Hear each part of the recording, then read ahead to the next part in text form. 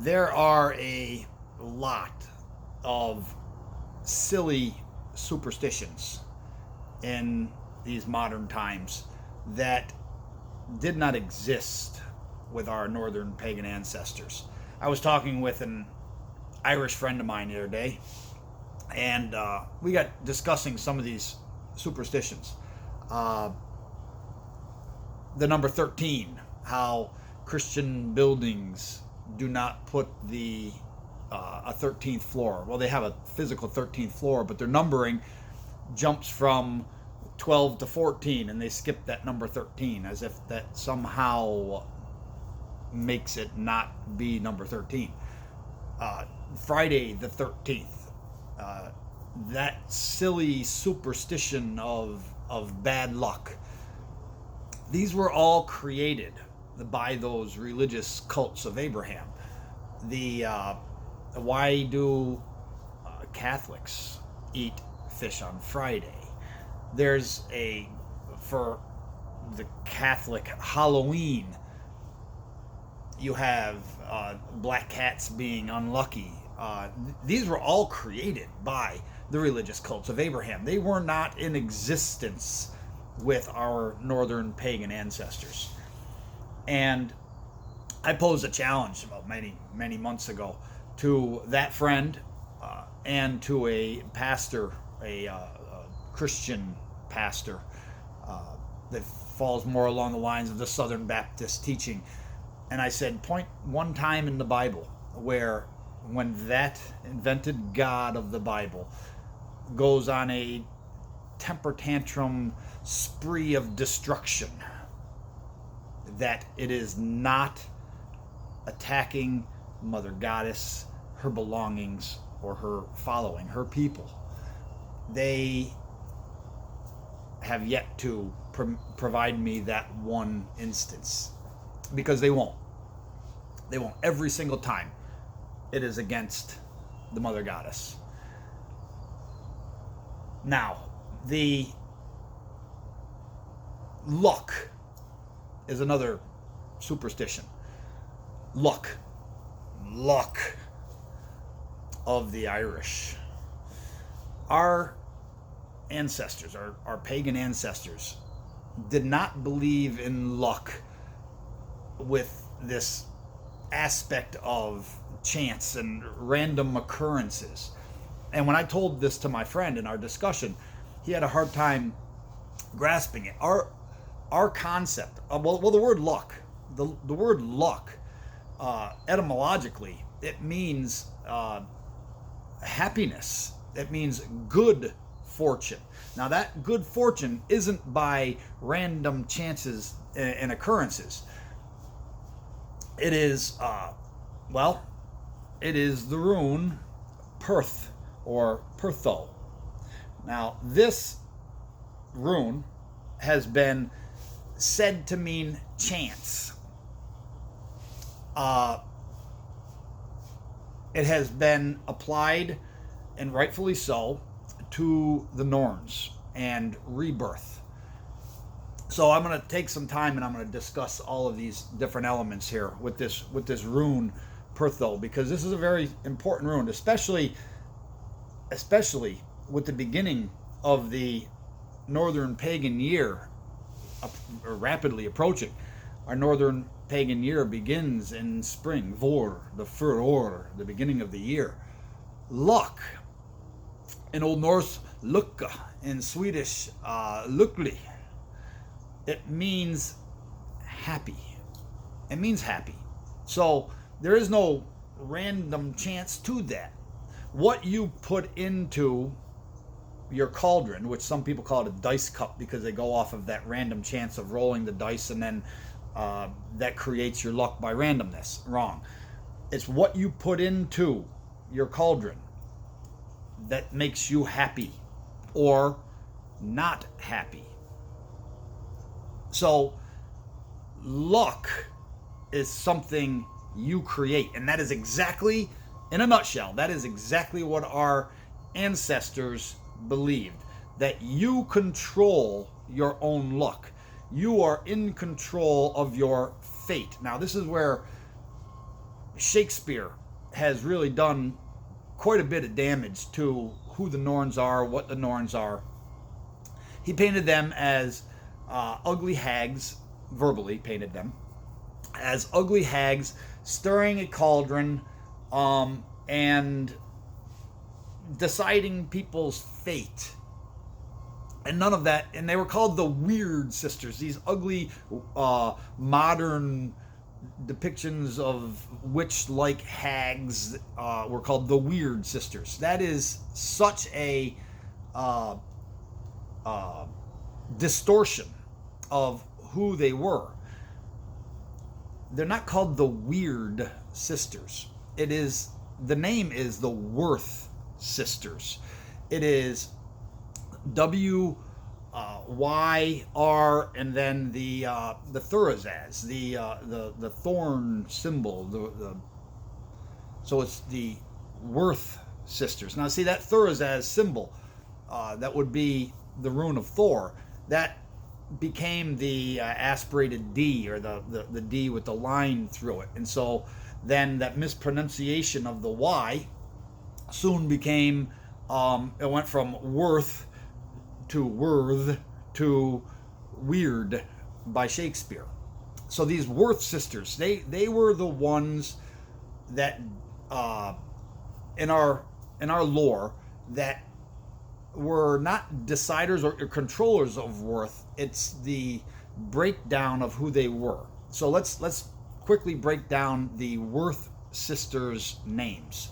You have Earth, you are, and then the thirst symbol. Okay, it's not Urd, Verþandi and Skuld. Okay, it's Earth. Now Earth means a small pile of stones. Okay.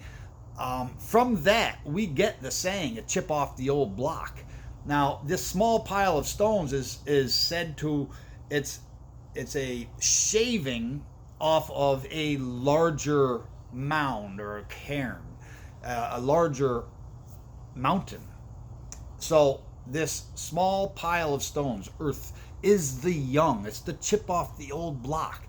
There isn't really any worth that is set to that that initial phase, because they're too young. They have yet to prove themselves. And then you have Verþandi. Again, V-E-R, the thirst symbol, A-N-D-I, Verþandi. And it gets its root from the word worth. Now this represents the middle phase of life, where people go out and they prove their worth. They put things into their cauldron. They create their luck. And so this is the worth proving phase. Will your deeds surpass the deeds of your ancestors? Will you carry forth the valiancy from your folk soul? Or will you abandon all and become something new, as the religious cults of Abraham instruct you to do? So that middle phase really proves your worth. That's all of your strength. That is the moon in its full moonness, shining bright. That is the Icon shield, the blazing shield of the full moon, the Oaken shield. Then you have the should. It's spelled S-K-U-L-D, but it's should. What should happen based on what you put in to your cauldron, to your purse. We get the word purse from this rune, Pertho. So Earth is it's the chip off the old block, that small pile of stones. Verþ, where you prove your worth in this life. You put things into that cauldron, and then your should is what should happen based on what's in here. There's no randomness into it. You've created everything that's in that cauldron. It is yours. You possess it. No randomness at all. Now, that is tied directly. Your Earth, Verþandi and Skuld is tied directly to your Ørlög. Now, people take this Ørlög, primal law, and they try to say, well, that's like your karma. Well, the idea of karma has possibly been manipulated as well. Ørlög is the law of cause and effect. It is primal law. It is, if I take this action, this should happen. So primal law is directly tied to Wyrd, Verþandi and Skuld.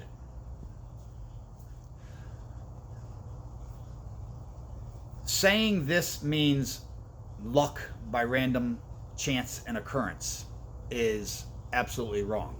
So this is coming up to be overhead. This cauldron, this basket, in the beginning of the Northern Pagan year is going to be directly overhead. This rune has no merkstave because this rune symbolizes, as well as happiness, what you put into it, or your lack of happiness because you didn't put the right things into it. This rune is overhead in the beginning of the Northern Pagan year. It is the cauldron of the Great Bear. It is the cauldron of Ursa Minor. People today call it the Big Dipper. That is the Easter basket of Christianity. That's why people have Easter baskets with green and sweets, because now the saps are starting to flow for your syrups, and your honey is being made by the bee, and your flowers start to take bloom, and rabbits are a symbol of fertility. That's why all of this stuff is associated with the basket and the beginning of our year, Northern Pagan year.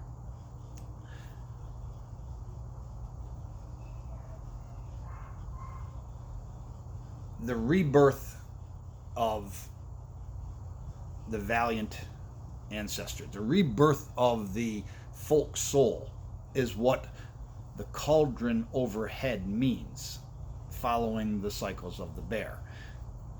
There is no random chance and occurrences that were believed in by our pagan ancestors.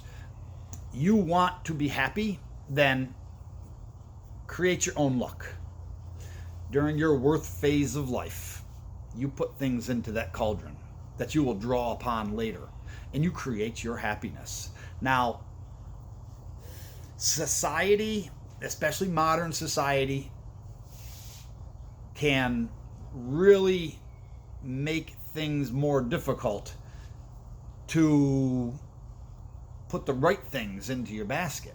That's where you have to draw upon the wisdom of your ancestral sea.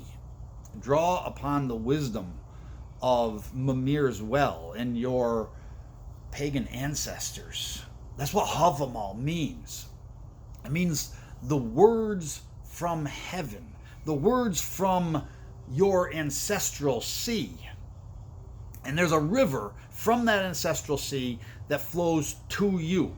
And the more you are in tune with that ancestral sea and recognize that river, then the easier it is to detach from the modern distractions and put the right things into your cauldron.